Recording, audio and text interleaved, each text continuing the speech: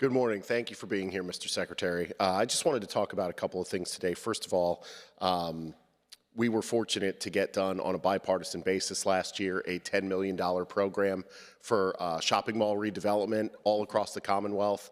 I'm really proud of that we were able to do that. My vision, and we've seen what happens when shopping mall sites go dilapidated. It's a public safety concern. It's a public health concern for communities.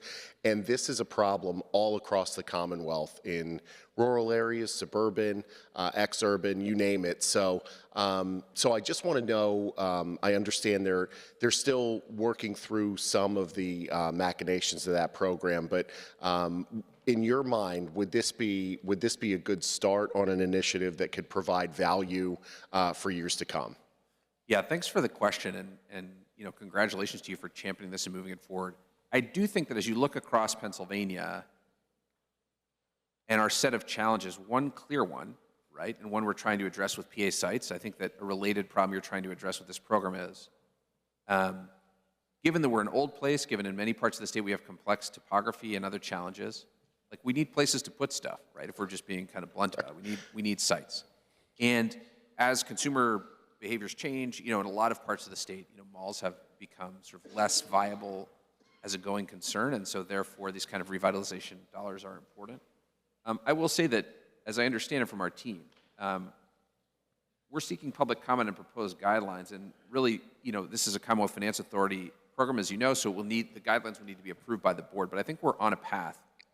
Mike, I don't know if you want to say anything about when you think we might open this program, but before you do, I guess the thing I like about it is it's a manageable bite, $10 million, where we can learn a bunch of stuff.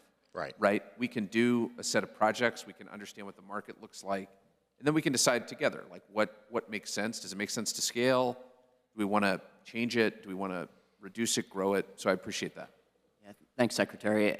As you mentioned, the guidelines are planned to be out in the first quarter of this year, so I would suspect second to third quarter we'll be looking to have conversations with the CFA about opening the program. Excellent. Yeah, and I want to thank DCED and the CFA for partnering on this. There was, we left it open in the language in terms of, which agency would be a better fit, DCED or CFA, to manage it. So I'm extremely satisfied with the progress we've made so far. So I appreciate that. My hope is that we could grow it over time, that the utilization proves to be pretty good in the short term.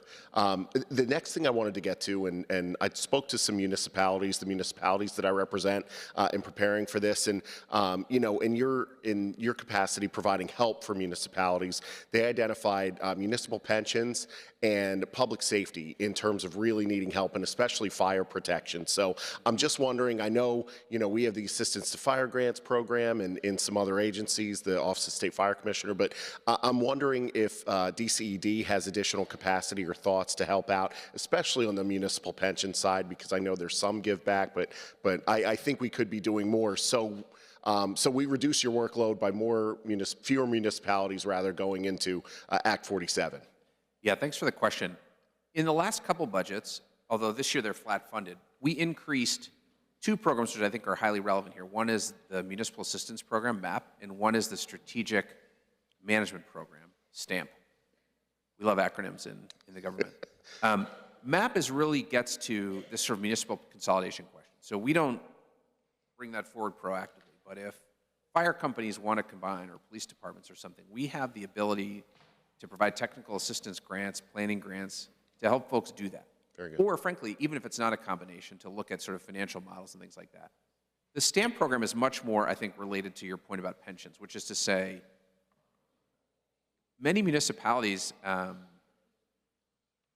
sort of live year to year with their budgets.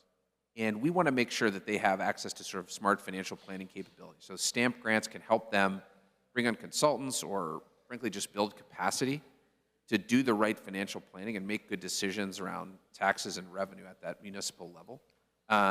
That's a program we have grown and where we continue to see really strong demand. And I guess the last point I would make to link it to this year's budget, though we hope it doesn't happen, given the sort of post-COVID wind down of federal funding, something we would call maybe the ARPA cliff, colloquially, in municipal world, we do expect some municipalities to experience real financial distress. So we have proposed on a proactive basis a $10 million increase to our Act 47 fund, Yeah. really for the sole purpose of getting ready for, in a proactive way, any potential impacts of the ARPA cliff. So those are all areas where I think we'd Yeah, love I to think partner that's with excellent. municipalities. Thank you so much, Secretary. Thank you, Chairman.